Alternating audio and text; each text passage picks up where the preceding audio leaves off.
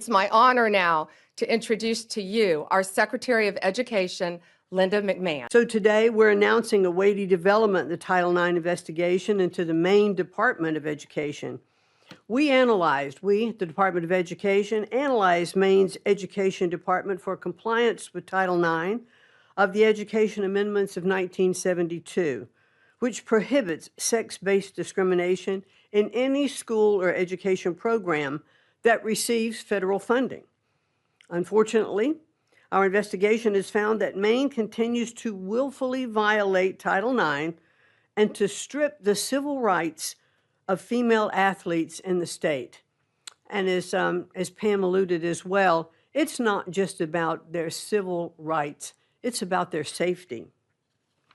And we, after our investigation, we found we really had no other choice. We thought the infractions warranted turning them over to the Justice Department for their further investigation. On February 5th, President Trump signed the executive order keeping men out of women's sports, which directed all states and educational programs receiving federal funds to cease the practice of allowing males to compete in sports programs for women. They didn't make this up. This is the law. This is Title IX. This executive order was aimed at protecting women like fencer Stephanie Turner or volleyball player Peyton McNabb from being injured and unfairly outmatched by male athletes. President Trump didn't pull any punches. He explicitly warned Maine and Governor Janet Mills that Maine would risk losing federal funding if it continued to allow males to participate in women's sports. Governor Mills chose to openly flout Title IX compliance, telling President Trump, and I'll repeat what the general said, "We'll see you in court," and obviously we are going to. That same day, our Office for Civil Rights opened an investigation into the Maine Department of Education and Maine School Administrative District. So now as DOJ begins their enforcement actions, I hope Governor Mills will recognize that her political feud with the president will deprive the students in her state of much more than the right to fair sporting events. After all, compliance with federal civil rights law is a universal prerequisite for receiving federal funding. The Trump administration could not be any clearer to all states, sports leagues, and educational institutions. We take the violations of women's civil rights very seriously. I have 3 granddaughters, and I want to make sure that they are treated fairly and that they aren't exposed, in dressing rooms. We want to make sure that if you open women's sports or intimate facilities to males, you expose yourself to federal civil rights investigations. Governor Mills will definitely get her wish. Goodness gracious, it's an honor to be here, to stand beside, of course, Secretary McMahon, Attorney General Bondi, these amazingly brave athletes, Representative Libby. But truthfully, I'm frustrated. I'm frustrated that we have to be here, that we as women have to stand before you all on national television demanding equal opportunities, demanding privacy in areas of undressing, demanding safety in our sports. Amazing to me that we are still here fighting this fight, that the Democratic Party has really doubled down, tripled down, quadrupled down on their ridiculous stance, but that's exactly what they've done. Over the past 3 years, I've had the opportunity to speak to countless girls in Maine and again across the country, countless parents, coaches who all virtually say the same thing. Why wouldn't anyone protect my athlete? Why wouldn't anyone protect my daughter? Why wouldn't anyone protect me?